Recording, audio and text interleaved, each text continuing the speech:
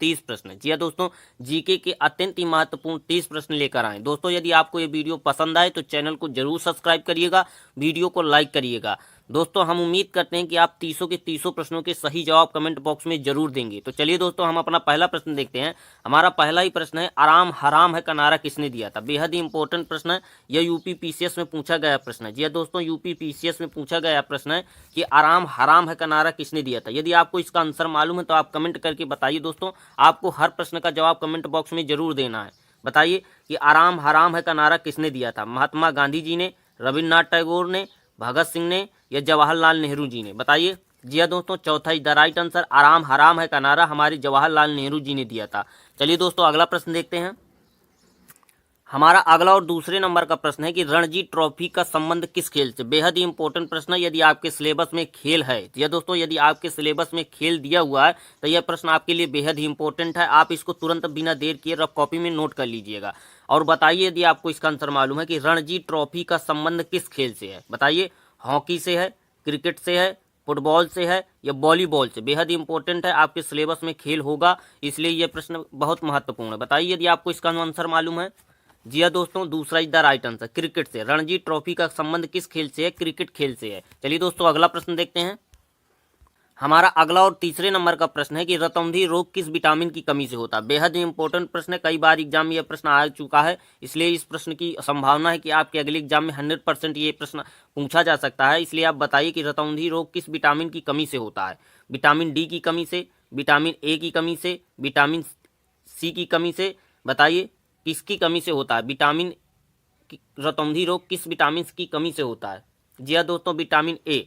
हमारा रतौंधी रोग vitamin A की कमी से होता है। चलिए दोस्तों अगला प्रश्न देखते हैं।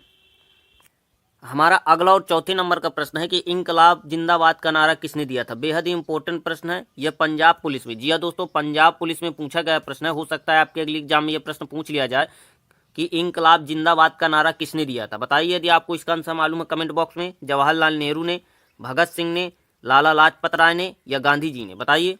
जी हाँ दोस्तों, दूसरा is the right answer, Bhagat Singh ने। इंकलाब जिंदाबाद का नारा किसने दिया था? हमारा भगत सिंह ने दिया था। यह पंजाब पुलिस में पूछा गया प्रश्न है, इसलिए आप इसको तुरंत नोट कर लीजिएगा। हो सकता है 100% आपके अगले एग्जाम में ये प्रश्न मिल जाए। हमारा अगला और पांचवें नंबर का प्रश्न है कि नींबू में कौन सा विटामिन होता है? बेहद ही इंपॉर्टेंट प्रश्न है, 100% आपके अगले एग्जाम में ये प्रश्न आने वाला है। बताइए यदि आपको इसका आंसर मालूम है कि नींबू में कौन सा विटामिन पाया जाता है? Vitamin A, vitamin D, vitamin C या विटामिन के? बताइए। जी हाँ दोस्तों, विटामिन सी, तीसरा इज द राइट आंसर। नींबू में हमारा कौन सा विटामिन पाया जाता है? विटामिन सी पाया जाता है। दोस्तों आपको हो सकता है कि इसमें कई सारे प्रश्नों के आंसर मालूम हो, इसलिए आप जो प्रश्न आपको मालूम है उनके प्रश्न के आंसर आप कमेंट बॉक्स में जरूर दीजिएगा। चलिए दोस्तों अगला प्रश्न देखते हैं। हमारा अगला और छठवें नंबर का प्रश्न है कि राजघाट किसकी समाधि स्थल है? बेहद ही इंपॉर्टेंट प्रश्न है, इसको आप तुरंत 100% नोट कर लीजिएगा क्योंकि यह आने वाला प्रश्न है। हो सकता है आपके अगले एग्जाम में पूछ लिया जाए कि राजघाट किसकी समाधि स्थल है? बताइए, जवाहरलाल नेहरू की, महात्मा गांधी की, इंदिरा गांधी की या सरदार वल्लभ भाई पटेल की? बताइए कमेंट करके कि राजघाट किसकी समाधि स्थल है। जी हाँ दोस्तों, दूसरा is the right answer, Mahatma Gandhi की। राजघाट किसकी समाधि स्थल है? महात्मा गांधी की समाधि स्थल है। चलिए दोस्तों अगला प्रश्न देखते हैं।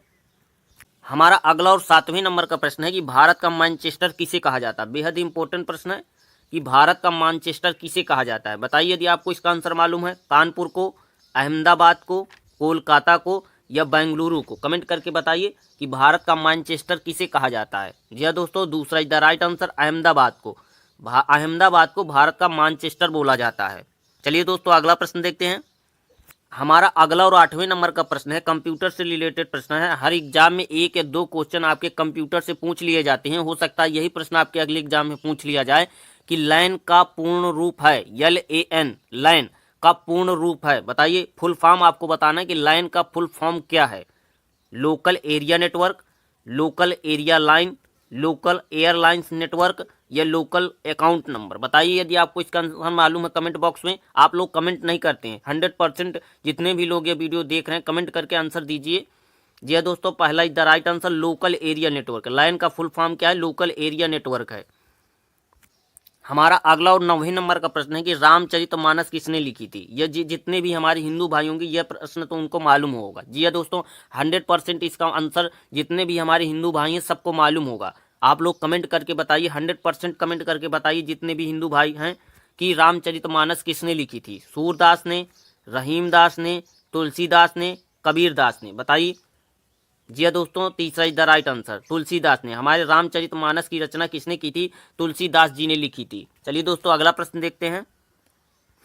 हमारा अगला और 10वें नंबर का प्रश्न है कि वेदों की ओर लौटो का नारा किसने दिया था? बेहद ही इंपॉर्टेंट प्रश्न है, 100% ये आपके अगले एग्जाम में पूछा जाएगा, इसलिए आप इसको बिना देर किए रफ कॉपी में नोट कर लीजिए और बताइए यदि आपको इसका आंसर मालूम है कि वेदों की ओर लौटो का नारा किसने दिया था? राजा राम मोहन राय ने, महर्षि दयानंद ने, चक्रपाणी ने, या गौतम बुद्ध ने? बताइए कमेंट करके कि वेदों की ओर लौटो का नारा किसने दिया था? राजा राम मोहन राय ने, महर्षि दयानंद ने, या चक्रपाणी ने, या गौतम बुद्ध ने? बताइए। जी हाँ दोस्तों, दूसरा इज द राइट आंसर, वेदों की ओर लौटो का नारा हमारे महर्षि दयानंद जी ने दिया था। दोस्तों यदि आपको ये वीडियो पसंद आया हो तो चैनल को जरूर सब्सक्राइब कर लीजिएगा, वीडियो को लाइक कर दीजिएगा।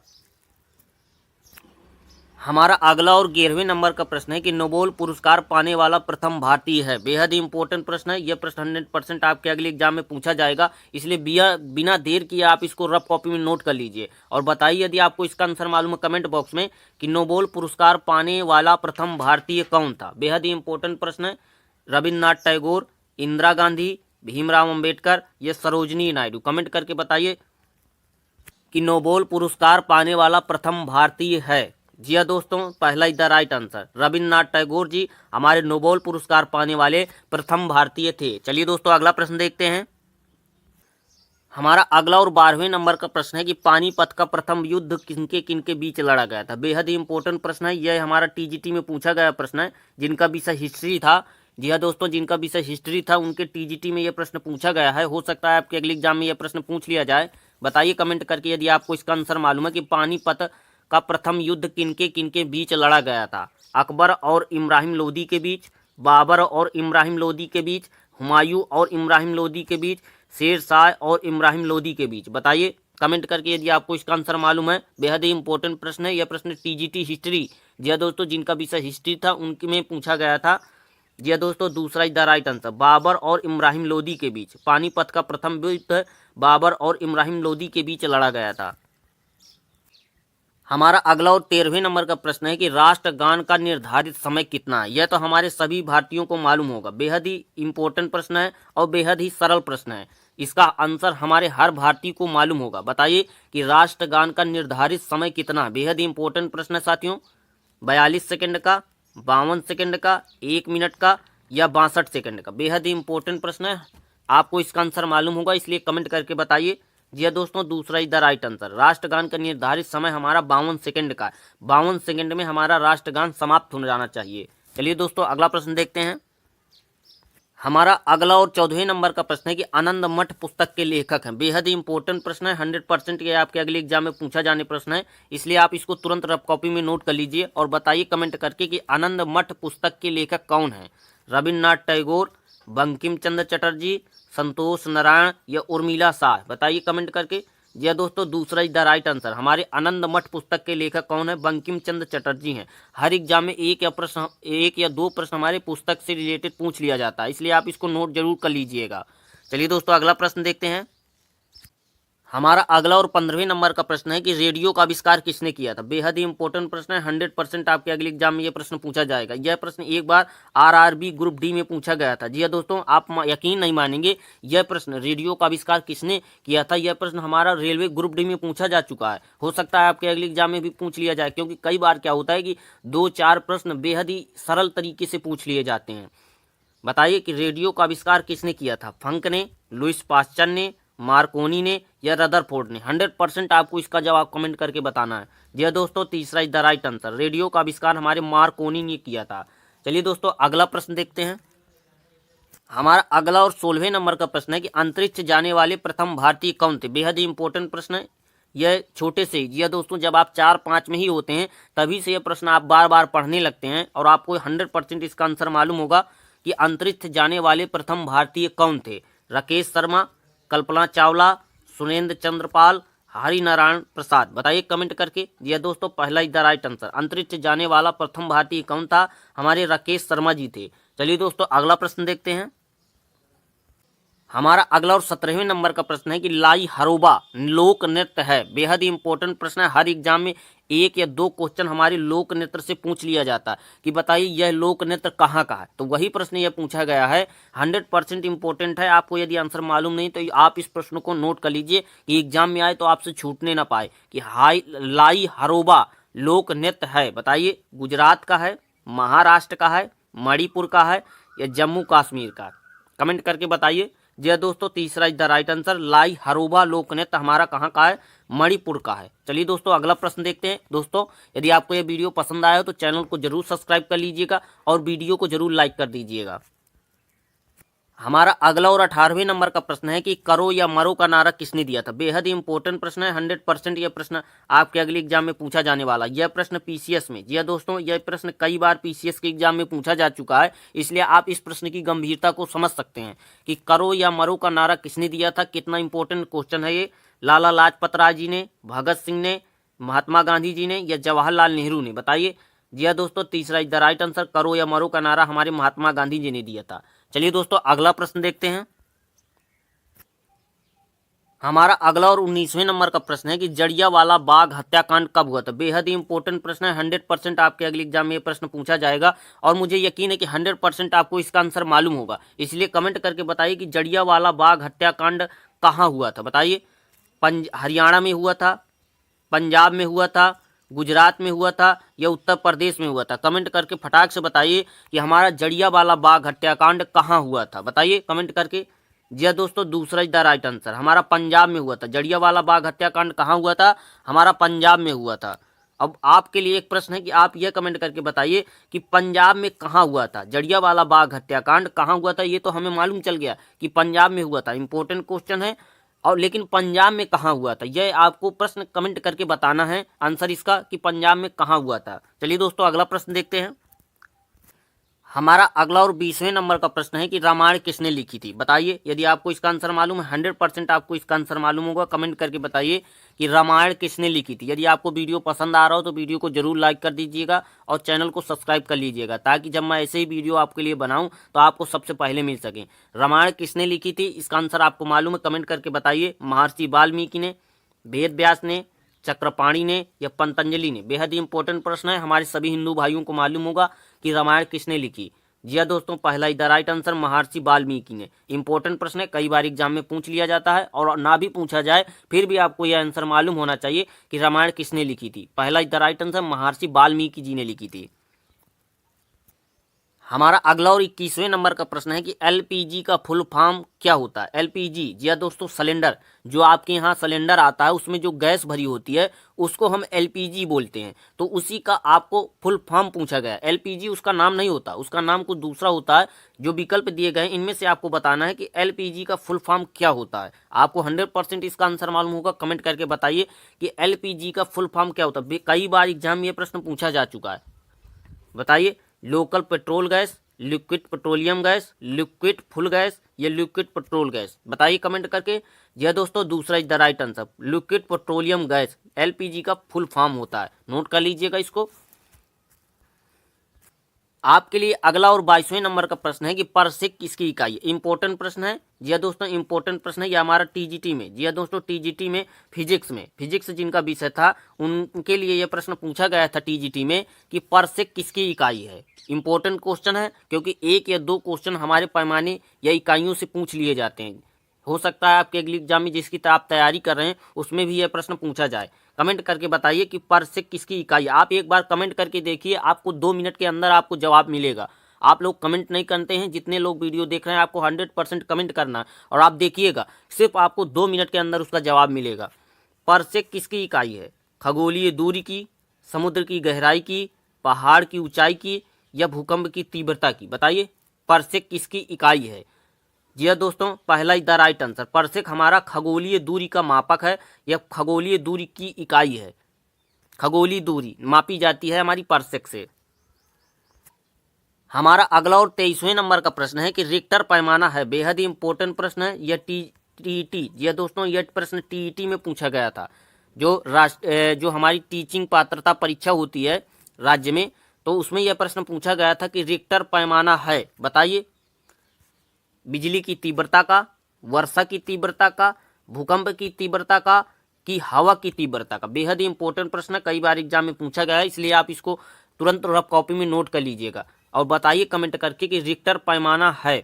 जी हाँ दोस्तों, तीसरा इज द राइट आंसर, भूकंप की तीव्रता का। रिक्टर पैमाना हमारा क्या है? भूकंप की तीव्रता को मापा जाता है, यानी भूकंप की तीव्रता का एक पैमाना है।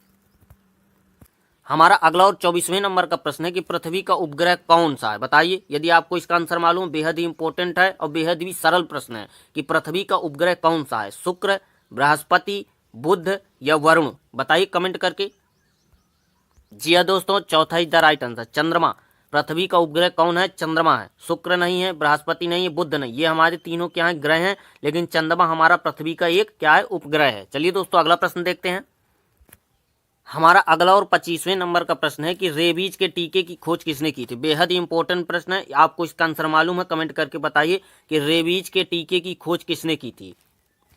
लुईस पास्चर ने, हुक ने, डार्विन ने, या मैडम क्यूरी ने? बताइए कमेंट करके कि रेबीज के टीके की खोज किसने की थी? जी हाँ दोस्तों, पहला is the right answer, Lewis pasture ने। लुईस पास्चर ने हमारे रेबीज के टीके की खोज की थी। चलिए दोस्तों अगला प्रश्न देखते हैं। हमारा अगला और 26वें नंबर का प्रश्न है कि अंतरराष्ट्रीय न्यायालय कहाँ स्थित है? बेहद ही इंपॉर्टेंट प्रश्न है, इंटरनेशनल प्रश्न है। आप ये मानकर चलिए कि 100% आपके अगले एग्जाम में यह प्रश्न पूछा जाने वाला है, इसलिए आप इसको बिना देर के रफ कॉपी में नोट कर लीजिए कि अंतरराष्ट्रीय न्यायालय कहाँ स्थित है? हेग में, वाशिंगटन में, दुबई में या ढाका में? यह दोस्तों पहला is the right answer, Hague में। हमारा अंतरराष्ट्रीय न्यायालय कहाँ स्थित है? हेग में स्थित है।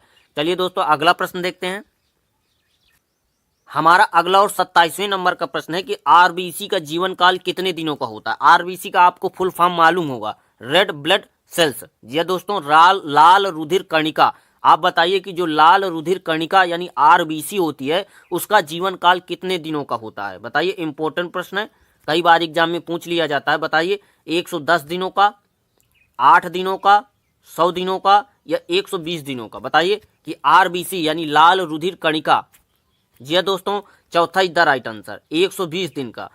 लाल रुधिर जो कणिका होती है यानी उसकी जीवन काल कितने दिनों का होता है? 120 दिनों का होता है। हमारा कहते नहीं है कि रक्त को दान कर देना चाहिए, क्योंकि हमारा खून जो है एक अवधि के बाद अपने आप नष्ट हो जाता है। लेकिन फिर आप सोचेंगे यदि सर नष्ट हो जाता है या मृत्यु हो जाती है तो हमारा रक्त खत्म नहीं होना चाहिए। नहीं, बनने से, जी दोस्तों, खत्म होने से पहले शरीर में रक्त का निर्माण हो जाता है। जो पुराना रक्त होता है वो धीरे धीरे खत्म होता रहता है और नया रक्त बनता रहता है। देखिए, जो हमारी लाल रुधिर कणिका होती है, जो रक्त का एक महत्वपूर्ण हिस्सा है, उसका मात्र जीवन काल 120 दिन का होता है। इंपॉर्टेंट क्वेश्चन है, इसको आप नोट कर लीजिएगा। हमारा अगला प्रश्न है कि आरबीसी का निर्माण कहाँ होता है? बेहद इंपॉर्टेंट प्रश्न है, मैंने आपको इसका फुल फॉर्म बताया है कि लाल रुधिर कणिका का निर्माण कहाँ होता है? यकृत में, हृदय में, रक्त में या अस्थि मज्जा में? बेहद ही इंपॉर्टेंट प्रश्न है, 100% आपके अगले एग्जाम में यह प्रश्न पूछा जाएगा, क्योंकि कई बार एग्जामों में यह प्रश्न आ चुका है। बताइए कि आरबीसी का निर्माण कहाँ होता है? जी दोस्तों, चौथा इज द राइट आंसर, अस्थि मज्जा में। चलिए दोस्तों अगला प्रश्न देखते हैं। हमारा अगला और 29वें नंबर का प्रश्न है कि जय जवान जय किसान का नारा किसने दिया था? बेहद ही इंपॉर्टेंट प्रश्न है, आप इसको बिना देर किए नोट कर लीजिएगा। इंपॉर्टेंट क्वेश्चन है कि जय जवान जय किसान का नारा किसने दिया था? यदि आप इंडिया में रहते हैं, जय जवान और जय किसान का नारा किसने दिया, यह आपको मालूम नहीं है तो फिर बेकार है, क्योंकि हमारे लिए तो दो ही चीज़ इंपॉर्टेंट है ना, जवान और किसान। तो यह नारा आपको मालूम होना चाहिए, मुंह में रखा होना चाहिए कि जय जवान जय किसान का नारा किसने दिया था। इंपॉर्टेंट क्वेश्चन है, बताइए। लाल बहादुर शास्त्री ने, लाला लाजपत राय ने, भगत सिंह ने या चंद्रशेखर आजाद ने? बताइए। जी हाँ दोस्तों, पहला इज द राइट आंसर, जय जवान जय किसान का नारा हमारे लाल बहादुर शास्त्री जी ने दिया था। दोस्तों हमारा अगला और 30वें नंबर का प्रश्न है कि अंतर्राष्ट्रीय योग दिवस कब मनाया जाता है? इंपॉर्टेंट क्वेश्चन है, कई बार एग्जाम में पूछा जा चुका है। इसकी उपयोगिता है क्योंकि सबको योग करने की सलाह दी जाती है, तो कम से कम आप योग कर नहीं सकते तो आपको ये तो मालूम होना चाहिए ना कि अंतर्राष्ट्रीय योग दिवस कब मनाया जाता है। 100% आपको मालूम होगा, कमेंट करके बताइए। 5 जून को, 21 जून को, 8 अप्रैल को या 7 मार्च को? जी दोस्तों, राइट आंसर, आपने सभी ने सही जवाब दिया है। दूसरा इज द राइट आंसर, 2 जून को। 2 जून को हमारा अंतर्राष्ट्रीय योग दिवस के रूप में मनाया जाता है। चलिए दोस्तों, आज का ये हमारा वीडियो यहीं पर समाप्त होता है। यदि आपको वीडियो एक भी पसंद आया हो तो आप वीडियो को लाइक कर दीजिएगा, चैनल को सब्सक्राइब कर दीजिएगा। दोस्तों नमस्कार साथियों, जीके ऑल एग्जाम फाइटर को जरूर याद रखिएगा।